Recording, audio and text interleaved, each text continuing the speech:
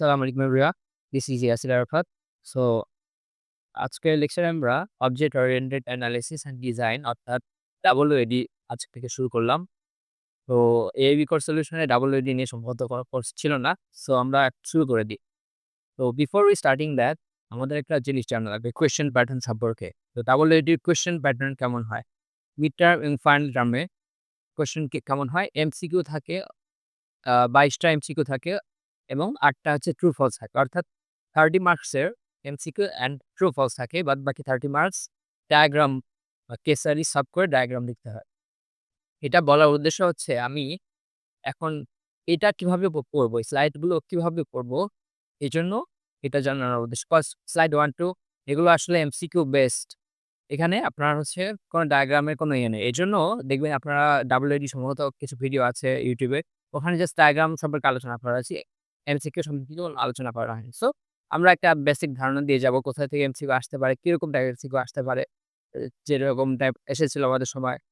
এটা আমি mid term এর কথা বললাম। কিন্তু আপনাদের কুইজে বিভিন্ন ফ্যাকাল্টি বিভিন্ন রকম কুইজ নিতে পারে। হয়তোবা একেক ফ্যাকাল্টি দেখা গেল যে MCQ এর জায়গায় ডেফিনিশন দিয়ে দিতে পারে। Depends on faculty. কিন্তু কুইজ মিড টার্মে কেমন এসেছে এটা মাত্র বলে দিলাম। হয়তোবা নেক্সট এ কোনো এক সময় গিয়ে আবার এটার কারিকুলাম চেঞ্জ হতে পারে। বাট এখন পর্যন্ত এটার MCQ প্লাস হচ্ছে ডায়াগ্রাম গুলো আসে। So let's get started. আমরা হচ্ছে চলে যাই। এগুলো হচ্ছে এমনিতে WOD কেন ইয়ে করা হয়? আমরা আগে মেইন এ চলে যাই।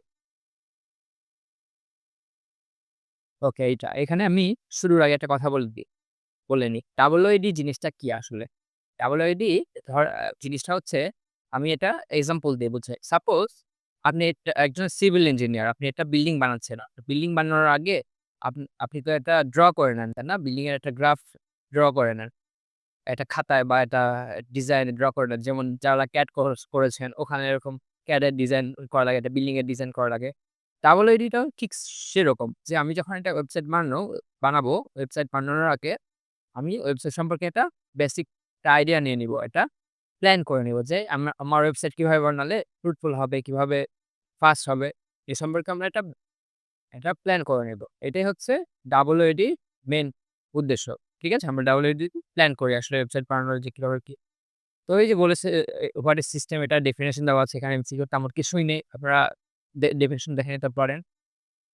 এই যে এটাও আছে। এখন এই যে মাত্র বললাম যে কেন আমরা মডেল করি? Why we model? মডেল মানে আবার সেই কি বলে ইয়ের মডেল না কিন্তু। হ্যাঁ? মডেল মানে হচ্ছে আমরা যে ডিজাইন করি এটা। মডেল মানে হচ্ছে র‍্যাম্পে হেঁটে এই যে নতুন ড্রেস পরে এরকম মডেল না। So A model is a specific simplification of A reality. ওই যে যেটা বললাম যে আমি একটা বিল্ডিং বানাবো এটার একটা সিম্পলিফাই করে এটা ডিজাইন করি ওইটাই হচ্ছে এটা মডেল। এখানে MCQ তে আমার পেজে এখানে লেখা আছে। কি a model provides the blueprints of a system. এটা MCQ আছে যে মডেল কি করে? সিস্টেমের কি প্রিন্ট করে? ব্লুপ্রিন্ট, রেড প্রিন্ট এরকম MCQ থাকতে পারে। হ্যাঁ? একটু আগে মাত্র বললাম যে ব্লুপ্রিন্ট করে। সিস্টেমের এটা ব্লুপ্রিন্ট করে প্রোভাইড করে মডেল মাধ্যমে।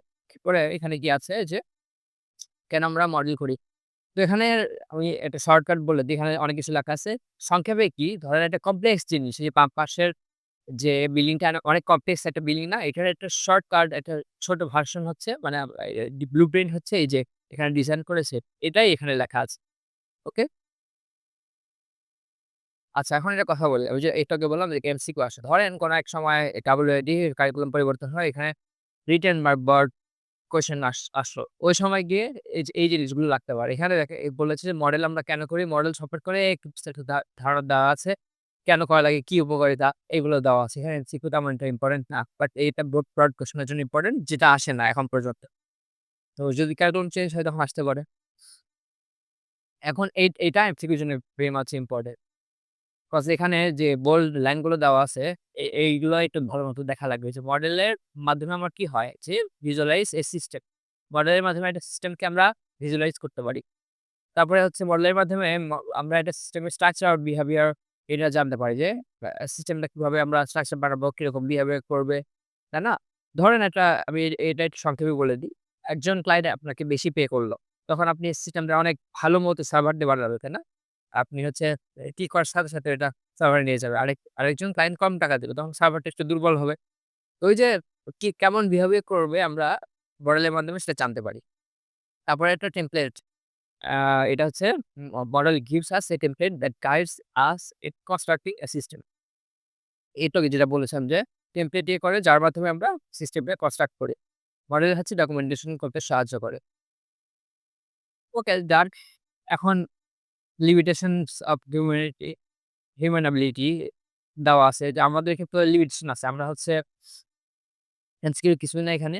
দেখার দরকার নেই। দেখে লাইফ একটু পড়ে নিয়েন। আর প্রিন্সিপালস অফ মডেলিং এটার হচ্ছে first principal, second principal, third principal এগুলো এমসিকিউ এত বড় করে দেওয়া থাকবে না। তাও একটু দেখে নিই যে এগুলার প্রিন্সিপাল এগুলো কি আসতে পারে। এখন তো হোয়াট ইজ ইউএমএল? ইউএমএল হচ্ছে ইউনিফাইড মডেলিং ল্যাঙ্গুয়েজ। সো কি জিনিসটা? তো বলেছে এটা হচ্ছে একটা এখান থেকে এটা আসতে পারে যে নট এ প্রসেস। ইউএমএল কিন্তু এটা প্রসেস না। ওকে? তারপরে হচ্ছে ভার্সন কত সালে রিলিজ হয়? 0.9 1996 সালে। Adopted by OMG. ওএমজি মানে কি? ওএমজি মানে এখানে সম্ভবত লেখা নেই। তো দেখা যাবে কবে। ওকে? তো স্ট্যান্ডার্ডাইজড গ্রাফিক্যাল নোটেশন ফর আচ্ছা ইউএমএল কি কাজে ব্যবহৃত হয়? Specifying, visualising, constructing and documenting software system. এগুলা কিন্তু এই ৪ টা একটু মুখস্থ করে রাখবেন। দেখা গেল যে এমসিকিউ ৪ অপশন না, ১ না অপশন করে দিয়ে এটা ইয়ে করে দিল। সো এটা ভালো মতো করে রাখবেন। এরপরে আছে এখানে আমার একটা ইম্পোর্টেন্ট না। এরপরে এই যে এখানে এগুলো একটু বুঝা জরুরি।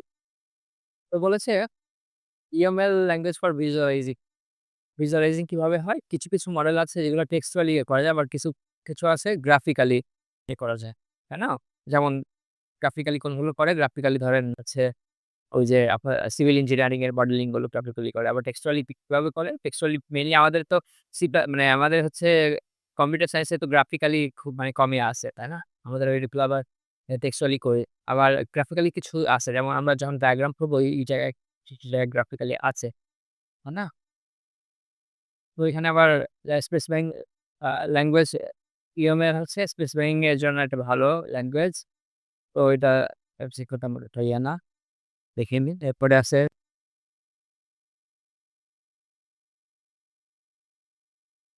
আচ্ছা কনস্ট্রাক্টিং। তো ইএমএল ইজ নট এইটুকু তো দেখে নিতে হবে।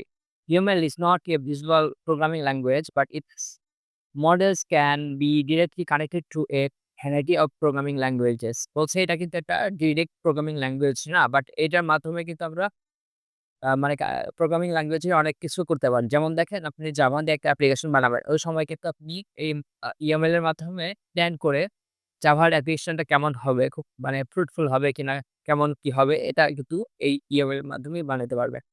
ডকুমেন্টিং কি? এই ইএমএল এর মাধ্যমে ডকুমেন্টেশন করা যায়। এখানে হচ্ছে বেশি ইম্পোর্টেন্ট না এমসিকিউ এর জন্য। সো আমাদের হচ্ছে ইএমএল এর 3 কাইন্ডস অফ বিল্ডিং ব্লকস আছে। কয় কাইন্ডস? এমন লেখা লাগবে 3 kinds. Things, relationships, diagram. So things abstractions that are first class citizens in a model. এটা এমসিকিউ আসতে পারে যে ফার্স্ট ক্লাস সিটিজেন কোনটা? থিংস।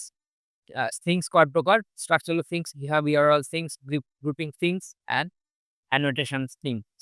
ওকে? আমরা দেখব একবারে। আর তারপর রিলেশনশিপ কি?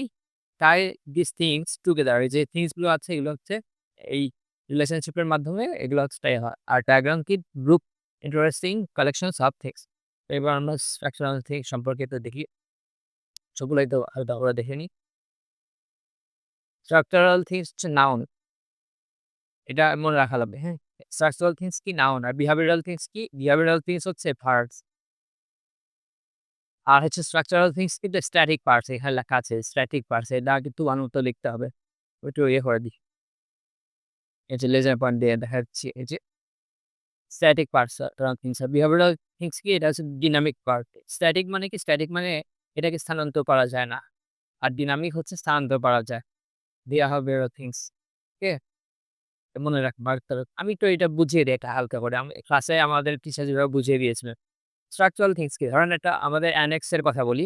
অ্যানেক্স অ্যানেক্স এর একেকটা ক্লাসরুম, একেকটা স্ট্রাকচারাল থিংস। এটাকে ভেঙে দিলেও কিন্তু তোমার ক্লাসরুমের ভেতরে যে কম্পোনেন্ট গুলো আছে, যেমন দেখেন কম্পোনেন্ট গুলো কি চেয়ার, তারপরে হচ্ছে এসি, এগুলো হচ্ছে বিহেভিয়ারাল থিংস। এগুলো কিন্তু মানে ক্লাসরুম ভেঙে দিলেও কিন্তু এগুলো কিন্তু থাকে। এগুলো কিন্তু কাজ করে, তাই না? এগুলো হচ্ছে ডাইনামিক পার্ট, এগুলোকে সরানো যায়। আর স্ট্রাকচারাল থিংস এটা স্ট্যাটিক, এটাকে ক্লাসরুম থেকে তো আর সরানো যায় না, রাইট? সো দ্যাট এরকম বিষয়টা আরকি। গ্রুপিং থিংস কি? গ্রুপিং থিংস হচ্ছে এই আপনার হচ্ছে গ্রুপ করে মেরে যে গ্রুপ করা হয় এগুলো হচ্ছে গ্রুপিং থিংস। আর অ্যানাটোমিক্যাল থিংস হচ্ছে এটা হচ্ছে এক্সপ্লেমেন্টারি পার্ট আর ওকে।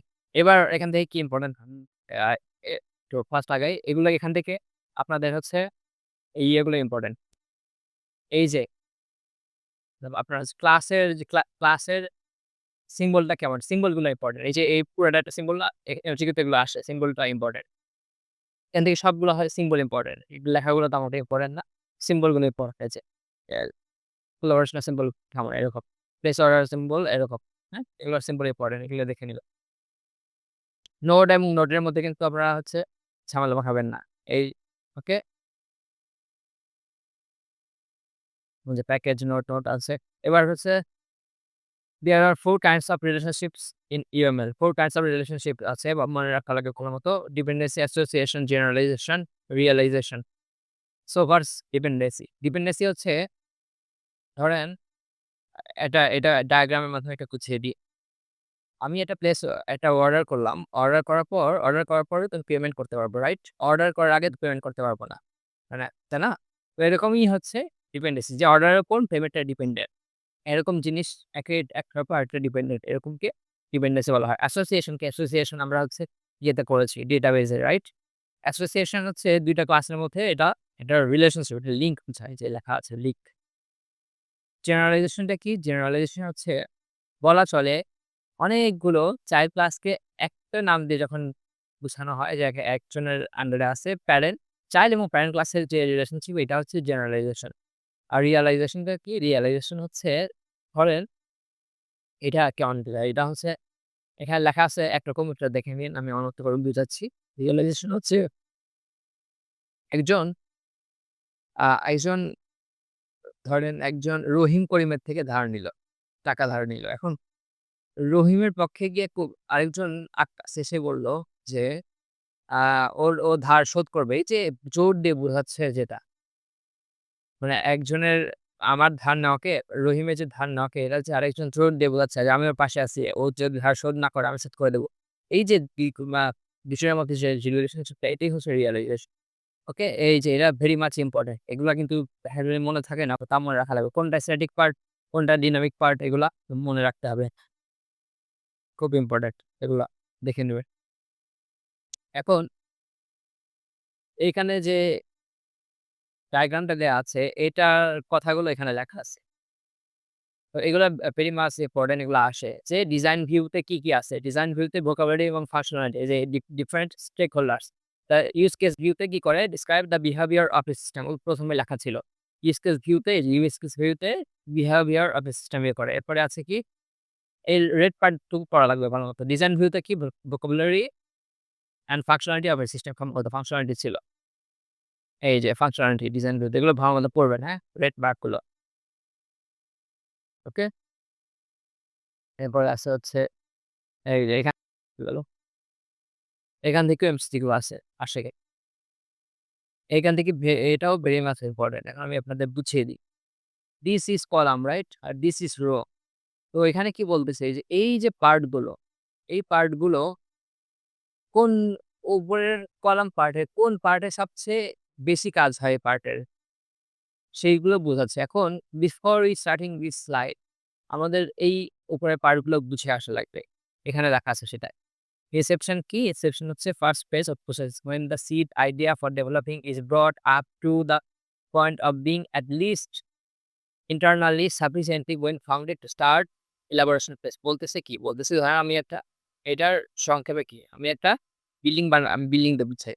আমি একটা বিল্ডিং বানাবো, তাই না? তো বিল্ডিং বানানোর আগে আমি একটা প্ল্যান বানাইছি যে আমি বসুন্ধরা একটা বিল্ডিং বানাবো। একটা প্ল্যান বানিয়েছি। এই যে প্ল্যানটা এটাই হচ্ছে ইনসেপশন। এরপরে কি ইলাবোরেশনটা কি? ইলাবোরেশন এখানে লেখা আছে পড়ে নিন, আমি বুঝাই দিই। ইলাবোরেশন হচ্ছে আমি যে বিল্ডিং বানিয়েছি এটা হচ্ছে ডকুমেন্টেশন করা, তারপরে ডিজাইন করা এগুলো যে পার্টে করা হয়, এগুলো হচ্ছে ইলাবোরেশন পার্টে। কনস্ট্রাকশন কি? আমি যে ডিজাইন করার পর যখন কনস্ট্রাক্ট করা ইট, পাথর, সিমেন্ট দিয়ে যখন কনস্ট্রাক্ট করা শুরু করব, ওইটা হচ্ছে কনস্ট্রাকশন পার্টে। ট্রানজিশন কি? ট্রানজিশন হচ্ছে আমি ক্লায়েন্টের কাছে যখন এই বিল্ডিংটা আমি হ্যান্ডওভার করে দেব। মানে আমি একজন ডেভেলপার ছিলাম। আমি যখন ক্লায়েন্টের কাছে এটা হ্যান্ডওভার করে দেব, তখন হচ্ছে ওইটা ট্রানজিশন পার্টে। ওকে? এখন এই যে বাম পাশের অংশগুলো, এটা কোন পার্টে সবচেয়ে বেশি কাজ হয় এটা বুঝিয়ে দেই। এটা বুঝার জিনিস, এটা মুখস্থ করার জিনিস না কিন্তু। এটা কিন্তু আসে। তো ডিসিপ্লিন ইস বিজনেস মডেলিং। ওই যে কোন পার্টে আমার সবচেয়ে বেশি হয়? সবচেয়ে বেশি হয় এক্সেপশন পার্টে। আমি হচ্ছে এটা বিজনেস মডেলিং এর একটা আইডিয়া নিছি। এটা সবচেয়ে বেশি হয় এক্সেপশন পার্টে এবং ইলাবোরেশন পার্টেও কিন্তু হয়। ইলাবোরেশন পার্টে আমার বিজনেস মডেলিং এ যখন আমি ডিজাইন করি, ওই সময় গিয়েও কিন্তু হয় যে আমি এভাবে বিজনেসটা এভাবে একটা বিল্ডিংটা বানাইলে আমার বিজনেসটা মানে বেশি হবে। এগুলো কিন্তু ইলাবোরেশন পার্টে হয় এবং কনস্ট্রাকশন এবং ট্রান্সলেশন পার্টে কিন্তু কোনো কাজই হয় না বলতে গেলে। হ্যাঁ, রিকোয়ারমেন্টস কি? রিকোয়ারমেন্টসটা ইলাবোরেশন পার্টে বেশি হয়। তো যখন আমরা বিল্ডিংটার ডিজাইন বানাচ্ছি, তখন কিন্তু আমার কি রিকোয়ারমেন্টস দরকার হবে? কয়টা ইট, কয়টা লাগবে, কয়টা পাথর লাগবে, কয়টা এসি লাগবে। এই জিনিসগুলো কিন্তু আমরা ইলাবোরেশন পার্টে আমাদের রিকোয়ারমেন্টসটা দরকার হয়, রাইট? রিসেপশন পার্টে আমার একটা বেসিক আইডিয়া থাকতে পারে যে রিসেপশন হয়তোবা আমি একটা বিল্ডিং বানাবো ২ তলা, ৪ তলা, ৫ তলা। ওই হিসেবে এখানে কিছুটা কাজ থাকতে পারে। কিন্তু সবচেয়ে বেশি হয় রিকোয়ারমেন্টস এর কাজটা বেশি হয় ইলাবোরেশন পার্টে। এনালাইসিস অ্যান্ড ডিজাইন এটা তো অবশ্যই ইলাবোরেশন পার্টে হবে, তাই না? আমি মাত্র একটু আগে বলেছিলাম যে ডিজাইন পার্টে, ইলাবোরেশন পার্টে হয় এবং কনস্ট্রাকশন পার্টেও কিন্তু ডিজাইনের হয়। ধরেন এক জায়গায় এক ডিজাইনের একটু ঝামেলা হয়ে গেল, কনস্ট্রাকশন করার সময় কিন্তু ডিজাইনটা চেঞ্জ হতে পারে। ওকে? ইমপ্লিমেন্টেশন কি? ইমপ্লিমেন্টেশন মানে আমি যখন বিল্ডিংটা তৈরি করতেছি। ওইটা কোন পার্টে হয়? ওইটা অবশ্যই কনস্ট্রাকশন পার্টে হয়। এভাবে বুঝা লাগবে এই বিষয়টা। ভেরি ইজি না? টেস্ট কোন পার্টে হয়? টেস্ট কিন্তু আমার কনস্ট্রাকশন পার্টে হয়। যখন আমি কনস্ট্রাকশন করছি তখন কিন্তু ওই বিল্ডিং এ মানে যারা কনস্ট্রাক্ট করে ওরা কিন্তু থাকা শুরু করে। বা আমি যদি এটা বিল্ডিং না দিয়ে আমি যদি ডেভেলপমেন্ট এর সাথে বুঝাই। আমি যখন কনস্ট্রাক্ট করি আমি কিন্তু মাঝে অ্যাপ্লিকেশনের টেস্ট করি। রাইট? যেমন আপনি যখন একটা জাভা অ্যাপ্লিকেশন আপনি হচ্ছে যখন ডেভেলপ করেন, ওইটা অ্যাপ্লিকেশন শেষ হওয়ার আগেও কিন্তু আপনি টেস্ট করেন। কনস্ট্রাকশন শেষ হওয়ার আগেও কিন্তু টেস্ট করেন। এটাই হচ্ছে আপনার হচ্ছে কনস্ট্রাকশন এ। এই পার্টে সবচেয়ে বেশি কাজ হয়, ট্রানজিশন পার্টেও টেস্ট করা হয়। ডিপ্লয়মেন্ট মানে ক্লায়েন্টের কাছে এটা হ্যান্ড ওভার করে দেওয়া। এটা কোন পার্টে হয়? ট্রানজিশন পার্টে। সাপোর্টিং ডিসিপ্লিন এটা কোন পার্টে কাজ হয় না। কনফিগারেশন অ্যান্ড চেঞ্জ ম্যানেজমেন্ট এটা সব পার্টেই বলা চলে এটা হচ্ছে ম্যানেজমে ও আচ্ছা, চেঞ্জ ম্যানেজমেন্ট এটা কোন পার্টে বেশি হয়? এটা হচ্ছে কনস্ট্রাকশন পার্টে বেশি হয় আর ট্রানজিশন পার্টে বেশি হয়। কনফিগারেশন যেটা বলে বিল্ডিং এর। প্রজেক্ট ম্যানেজমেন্ট কোন পার্টে? সব পার্টে হালকা করে হয়। এনভায়রনমেন্ট টা কোন পার্টে হয়? যে এটা কোন জায়গায় আমি বিল্ডিংটা তৈরি করব এরকম এনভায়রনমেন্ট কিরকম একটা অ্যাপ্লিকেশন তৈরি হবে এটা হাইয়েস্ট পার্ট। সো এই পর্যন্তই ছিল।